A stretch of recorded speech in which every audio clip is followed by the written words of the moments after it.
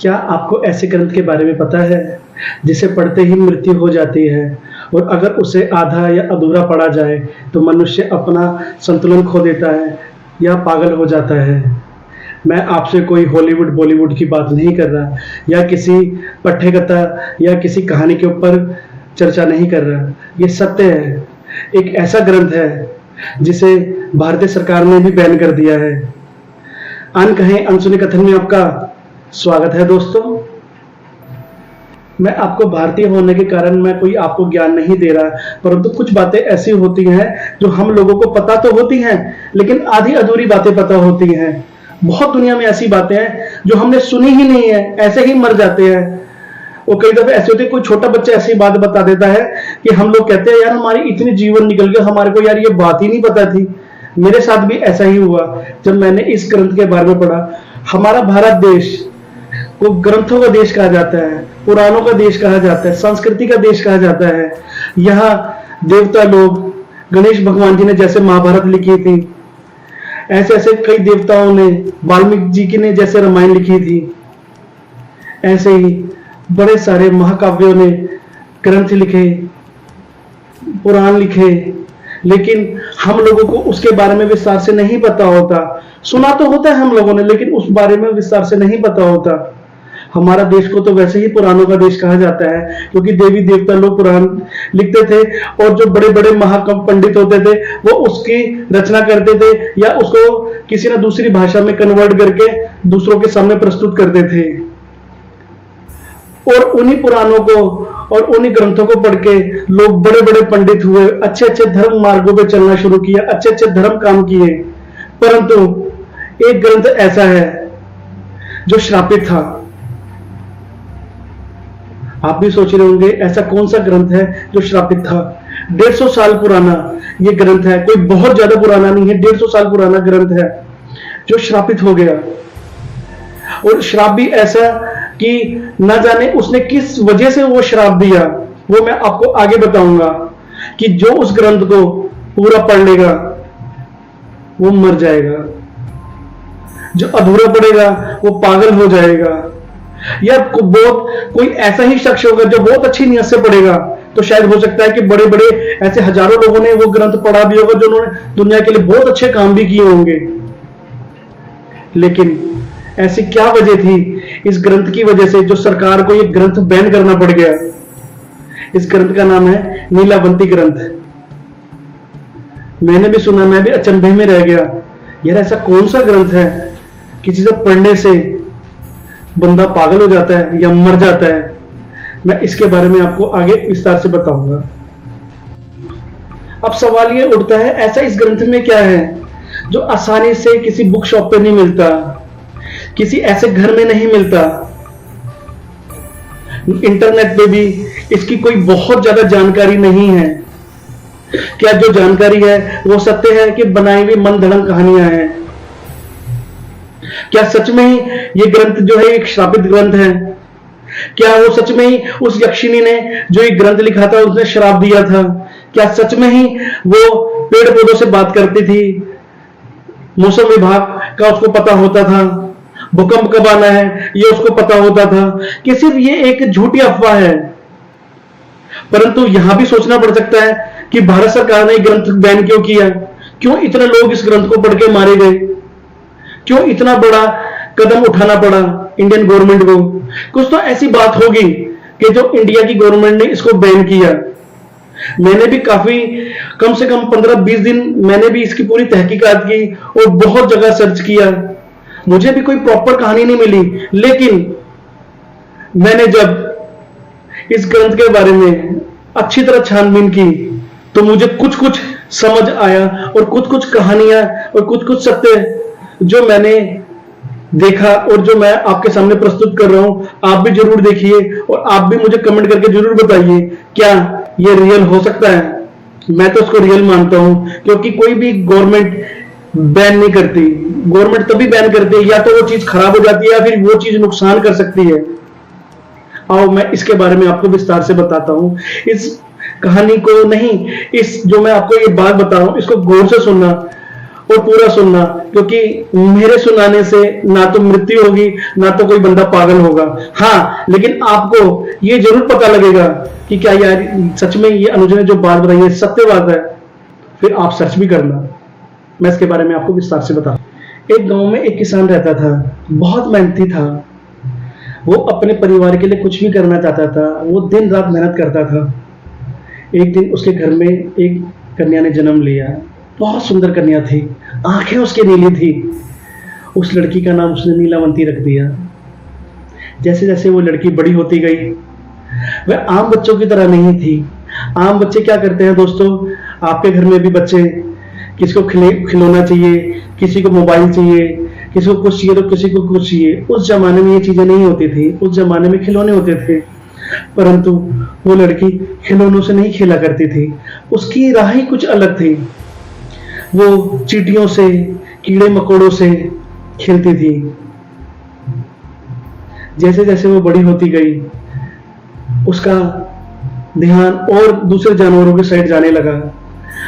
जो बच्चे gulli danda, bat ball, छुपन छुपाई और तरह के खेल खेलते थे, वो बच्चों से जुड़ा हुआ रहती थी, वो बच्चों के साथ खेलती ही नहीं थी। वो किसी न किसी तरह गाय से, भैंस से, बकरी से, जानवरों से, ड्रैगन फ्लाई से, चींटियों से, मधुमक्खी से, पेड़ों से बातें करती थी। गांव वाले सोचते थे ये पागल है ये, लेकिन इतना गौर भी नहीं करते थे। उसके पिता भी परेशान होते थे। वो कहते थे कि नदी के पास जाती है, मछलियों से बातें करती है, ये केकड़ों से बातें करती है, ये मधुमक्खियों से बातें करती है, परंतु आज तक किसी जानवर ने इसको नुकसान नहीं पहुंचाया। और ऐसा होता भी था। पता नहीं क्या शक्ति थी उसके अंदर, ऐसा क्या था उस बच्चे के अंदर, कोई भी जानवर उसका नुकसान नहीं पहुंचाता था। धीरे धीरे वह लड़की बड़ी होती गई और उसकी सुंदरता बहुत सुंदर थी। वो जो भी उसे देखता था मोहित हो जाता था। अब वो शाम होते ही, सूरज ढलते ही वो जंगल की ओर जाने लगी। दोस्तों आप भी सोचोगे वो जंगल में क्यों जाती थी। पता नहीं उसको ऐसा क्या प्यार था जंगल से, उसे सूरज से ऐसी क्या नफरत थी कि सूरज ढलते ही वो जंगलों में जाती थी। वो पेड़ों से बातें करती थी, वो पौधों से बातें करती थी, वो अलग अलग तरीके से जानवरों से बातें करती थी। शेर से, बाघ से, बगीरा से, अलग अलग कछुए से, लताओं से, फूलों से, सबसे बातें करती थी। और कभी ऐसा सुनने में भी नहीं आया कि कभी ऐसा हुआ भी नहीं किसी गांव वाले ने बोला हो कि किसी ने उसको नुकसान पहुंचाया हो। नहीं नहीं, कोई नुकसान नहीं, उसे कोई किसी ने किसी तरह का भी नुकसान नहीं पहुंचाया। अब आगे क्या था, धीरे धीरे वह बड़ी होने लगी और बड़ी होने लगी। उसके पापा, उसके जो कि पिताजी, वो परेशान होने लगे। वो जब रात को उठ के देखते थे तो उनकी बेटी उनको मिलती नहीं थी और वो घने जंगलों में दूर दूर जाती थी। अब उसके अंदर कहां से शक्तियां आनी थी ये भगवान ही जानता था। कि वो भूत प्रेतों से भी बातें करती थी, वो चींटियों से, जानवरों से बातें करती थी, उनसे गड़े खजाने पूछती थी। वो पूछती थी खजाने कहां छुपे हुए हैं। अब वह ना उनकी भाषा तो नहीं समझ पाती थी, लेकिन वो उनकी आंखें पढ़ लेती थी। वो भूत प्रेतों से भी बहुत ज्ञान प्राप्त कर रही थी। अब देखो, आप भी समझोगे, अगर कोई इंसान पूरे दिन आपके सामने हो, अचानक रात को ना हो, तो हर मनुष्य डर जाएगा, चाहे मैं ही हूं, चाहे आप ही क्यों ना हो। उसके पिता भी डरने लग गए। अब गांव वाले भी ये सोचने लगे कि क्या चक्कर है, वो भी इसको गांव में जाते हुए, गांव से जंगल में जाते देखते थे। परेशान हो गए गांव वाले भी।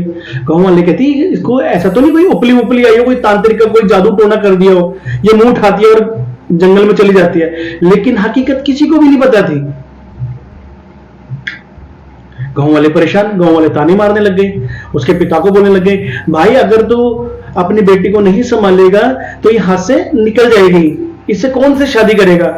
उसके पिता ने उसे बहुत बार समझाने की कोशिश करी, बेटा क्यों ऐसा करती है, घर में रह, घर का कामकाज सीख। ऐसा भी उसे कामकाज नहीं आता था। वो दिन में पूरे दिन लगा के कामकाज करती थी, खाना पीना सब करती थी, झाड़ू पोछा सब करती थी। परंतु शाम होते उसका ध्यान जंगल के साइड होता था, क्योंकि ये कोई नहीं जानता था वो ऐसी ऐसी शक्तियां प्राप्त कर रही थी ऐसे ऐसे भूत प्रेतों से मिल रही थी, ऐसे ऐसे जानवरों से मिल रही थी जो लोगों ने देखे भी नहीं थे, ऐसे ऐसे पक्षियों से, गिद्ध से, अलग अलग तरीके के कीट पतंगों से बातें करती थी। अब उसको महसूस होने लगा था कि उसके अंदर कोई शक्ति है, लेकिन वो ये सोचती थी कि मैं नॉर्मल हूं, हो सकता है कोई और बात नहीं करता, मेरे से ये बात कर लेते हैं। अब उसका ना पिताजी बहुत परेशान हो गए, बहुत परेशान हो गए। कहते यार ऐसे बात बनेगी नहीं, क्योंकि गांव वालों ने तो हमारा जीना हराम कर दिया है। गांव वालों ने कहा या तो तुम ये गांव छोड़ दो या फिर अपनी लड़की को बस में कर लो। अब उसके पिताजी अपनी बेटी को लेके जंगल के बीचों बीच चले जाते हैं, वहां एक छोटी सी झोपड़ी बनाते हैं और वहीं खेती बाड़ी करते हैं, फसल उगाते हैं। अब नीलावंती और खुश हो गई थी। अब उसे टेंशन नहीं थी कि उसको जंगल जाना पड़ेगा, अब वो कभी भी जंगल जा सकती थी। जब भी वो देखती थी उसके पिताजी आराम कर रहे हैं या जब भी देखती थी उसके पिताजी सो गए हैं, वो शाम होते ही निकल जाती थी। अब वो क्या कर रही थी, अब वो अलग अलग दूर दूर दूर जंगलों में जाना शुरू कर दिया था। उसने अलग अलग भूत प्रेतों से मिलना शुरू कर दिया था और अलग अलग जानवरों से मिलना शुरू कर दिया था। अब एक दिन क्या होता है कि वहीं दूर एक व्यापारी जंगल से निकल रहा होता है, तो कुछ लुटेरे उनको लूट लेते हैं।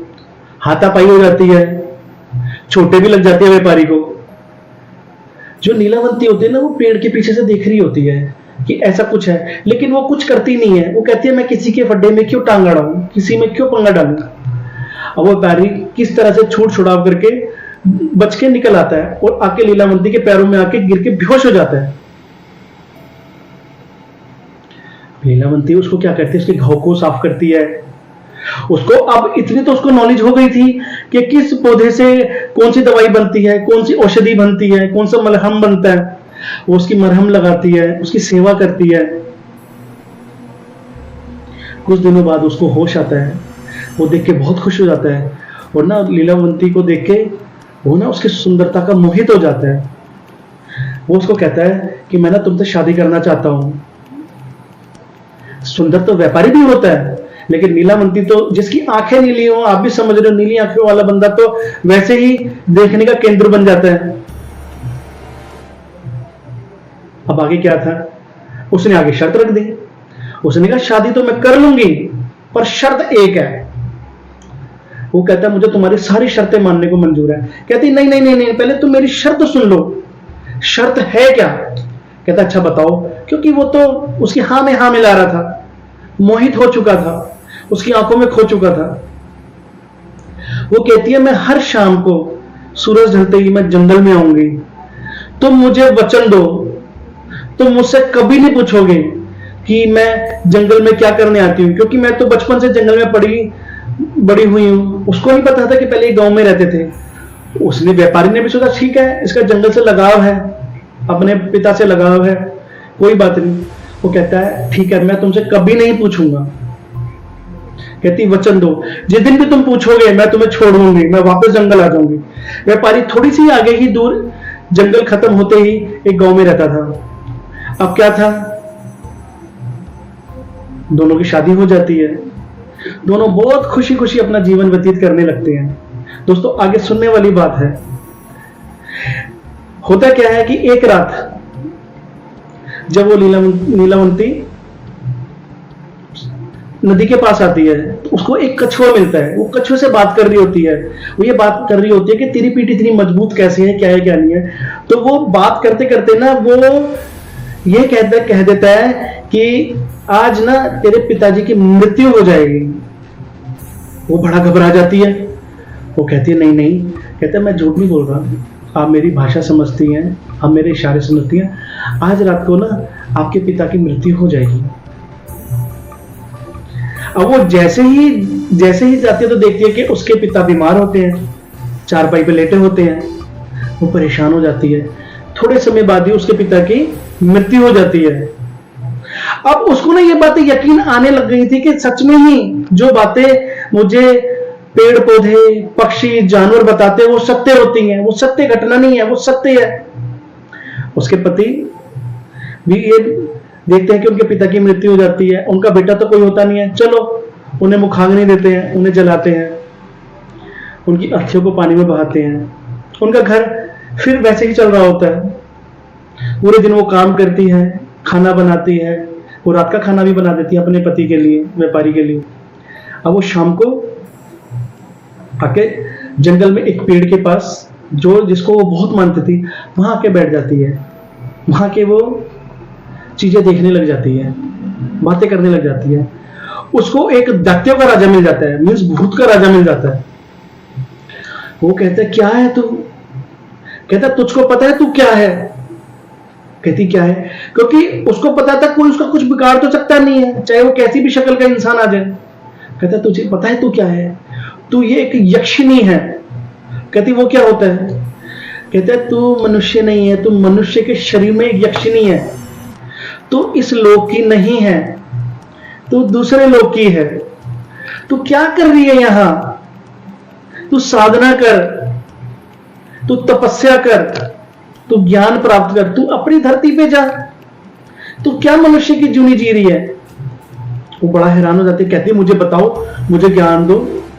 कहती है कि तू पेड़ के पास जा, इतने दिन तू जानवरों की बलि दे।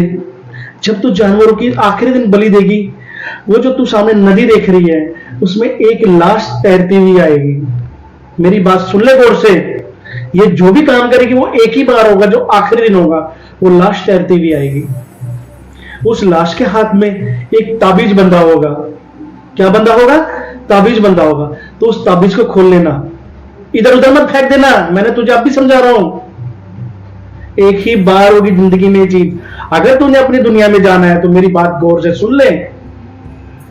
कहती ठीक है। वो फिर दोहराता है, जानवरों की बलि देगी, आखिरी दिन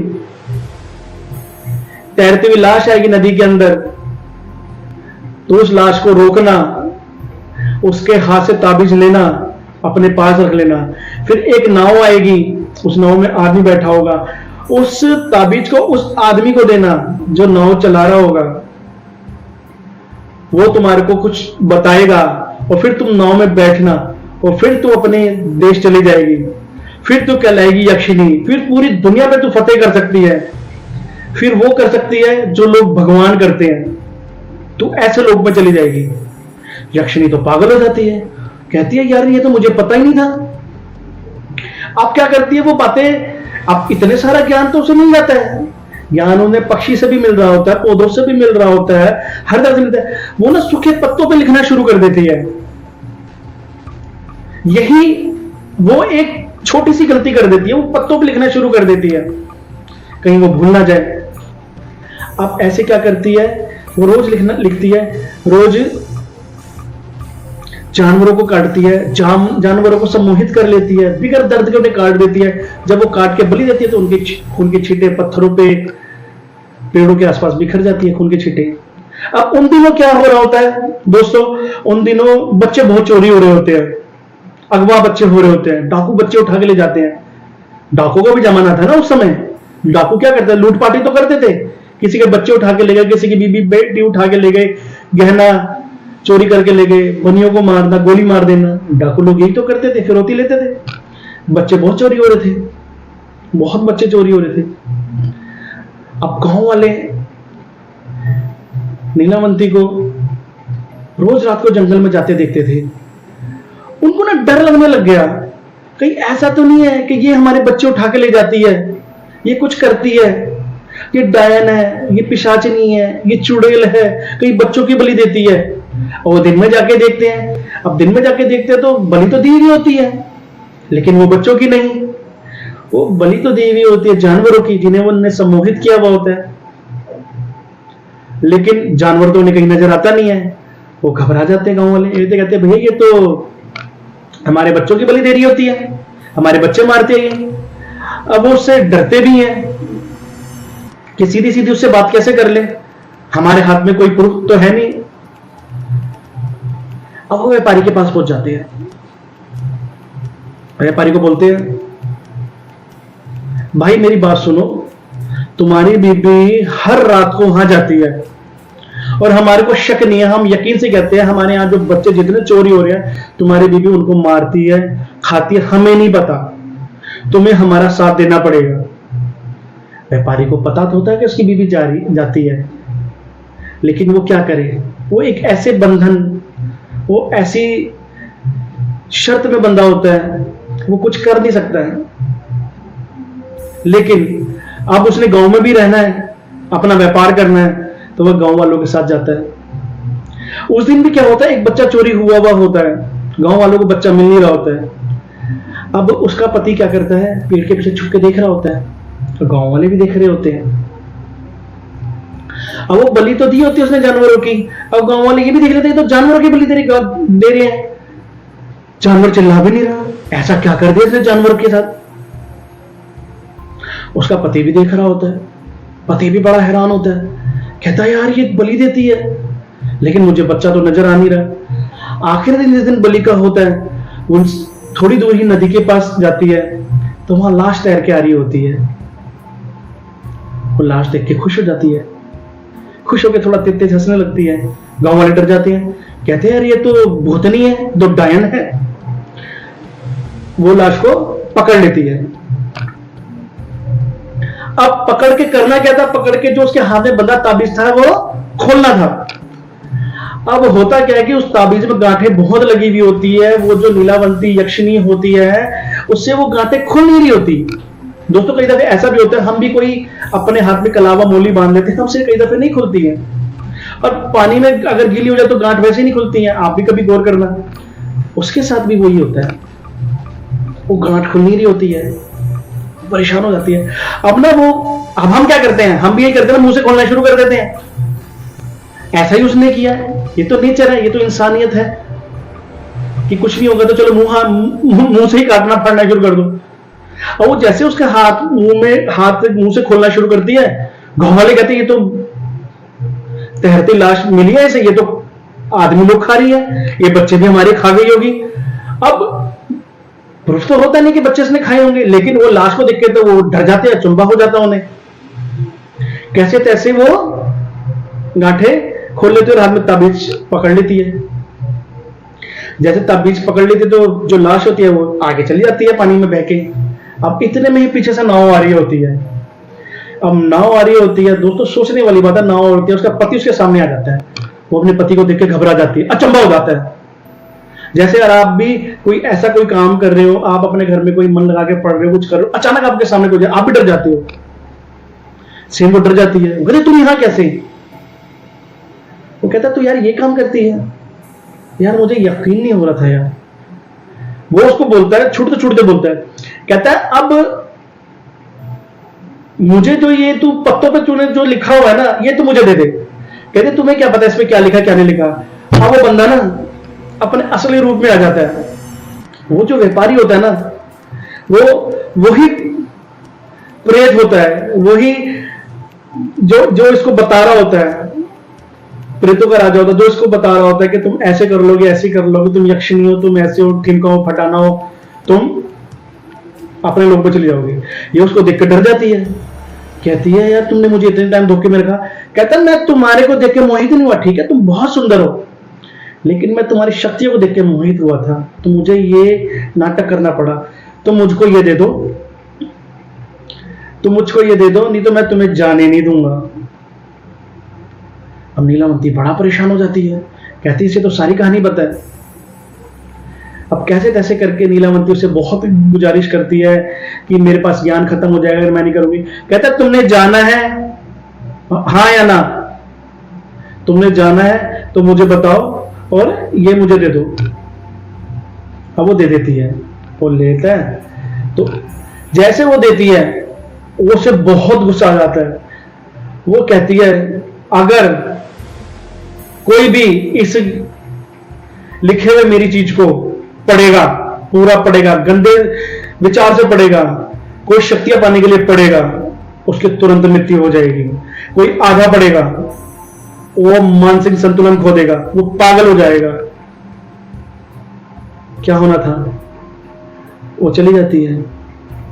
अब कहानी आगे ये आती है कि ये आज तक किसी को नहीं पता लग पाया कि नीलावंती जंगल में चली जाती है या नाव चली जाती है या नाव में बैठ के चली जाती है। ये आज तक किसी को नहीं पता लग पाया। लोगों ने मन गढ़ंत कहानियां बनाई हुई हैं कि वो चली जाती है, वो यक्षिणी बन जाती है, ये होता है, वो क्या होता है।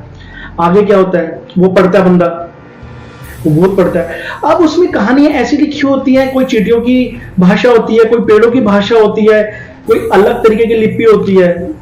अब ये ज्ञान तो जो था वो नीलावंती को था, पागल था, उसके साथ बैठ के पढ़ लेता, उससे सीख लेता, लेकिन वो आधा पढ़ पाया, वो पागल हो जाता है, वो इधर से उधर जंगलों में भाग रहा होता है, शिकारी लोग उसे मार देते हैं, मर जाता है। क्या कहानी थी, मर जाता है। अब शिकारियों के हाथ वो लगता है। अब शिकारियों में कोई समझदार शिकारी भी होगा, उसने किसी पंडित को दिखाया होगा, उस पंडित ने सेम भाषा के अंदर उतार दिया होगा। भाषा नहीं समझ आए तो क्या हुआ, उतार तो सकता ही था, उसने उतार दिया।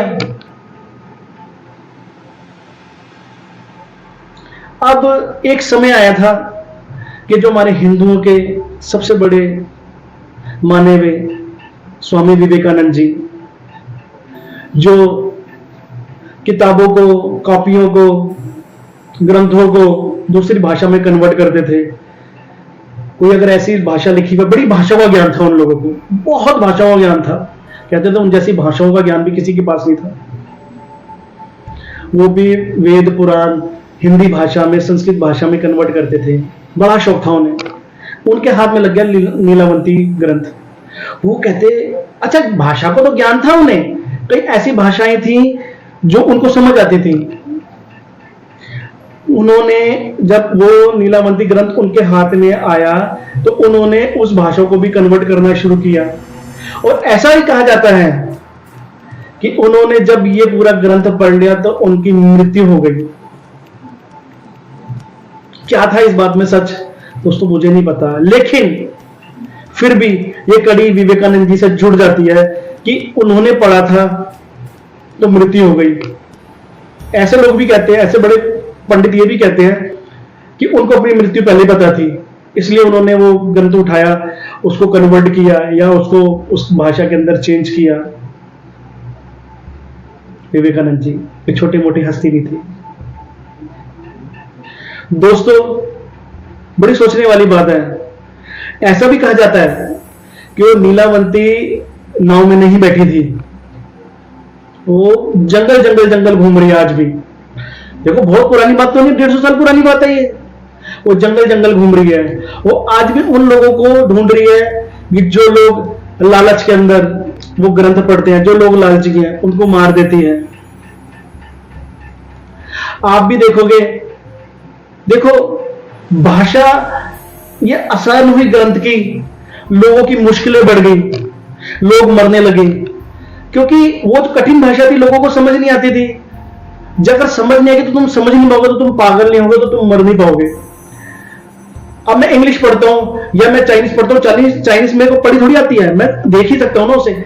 ऐसे जब उस भाषा का परिवर्तित किया गया हिंदी भाषा में, संस्कृत भाषा में, तो लोग बहुत सारे मरने लगे। कुछ लोग ज्ञानी भी हो गए जिन्होंने अच्छे मन से पढ़ा था, उन्होंने देश के लिए बहुत कुछ किया, लेकिन सब ऐसे नहीं थे ना। विवेकानंद के जी के उन्होंने हो सकता है अच्छे मन से पढ़ा हो, लेकिन उनके दिमाग में भी कोई बात आई होगी, उनकी मृत्यु भी हो गई। सच है झूठ है मुझे नहीं पता इस बारे में, ऐसा मैंने सर्च किया था, ऐसा मैंने जो मेरे को मिला मैं आपके सामने बात बता रहा हूं। भारत सरकार, कुछ तो ऐसी चीज थी भारत सरकार की जो सोचने में मजबूर कर दिया कि इतने लोग पागल हो रहे हैं, इतने लोग मर रहे हैं। आज भी साउथ साइड में, महाराष्ट्र साइड में, नासिक साइड में इसका बहुत डर बना हुआ है। वो नीलावंती ग्रंथ का नाम भी नहीं लेता। वो लोग कहते हैं ये सच है, सच हो गई, अगर कोई गवर्नमेंट बैन करती तो बात सच होगी। दोस्तों आप भी सर्च करके देखना, कहानी मत पढ़ना। मैं ये नहीं कह रहा कहानी पढ़ो ना पढ़ो, वो आपका रिस्क है, मैं कभी नहीं बोलूंगा, मैंने खुद नहीं पढ़ी, मैं कोई कहानी नहीं बता रहा आपको, मैं ये बता रहा हूं कि ये ग्रंथ की उत्पत्ति कैसे हुई। तो आप देखना क्या ये मेरी वीडियो वाकई ही कुछ सच साबित करती है। और पूरी वीडियो देखने के लिए बहुत बहुत धन्यवाद दोस्तों। मेरे चैनल को लाइक कीजिए, शेयर कीजिए। बहुत मेहनत करके मैं छोटे छोटे चीजों को जोड़ के आपके सामने प्रस्तुत करता हूं। मेरे वीडियो को ज्यादा से ज्यादा शेयर कीजिए, मुझे सपोर्ट कीजिए, मेरे चैनल को सब्सक्राइब कीजिए। जय श्री राम दोस्तों।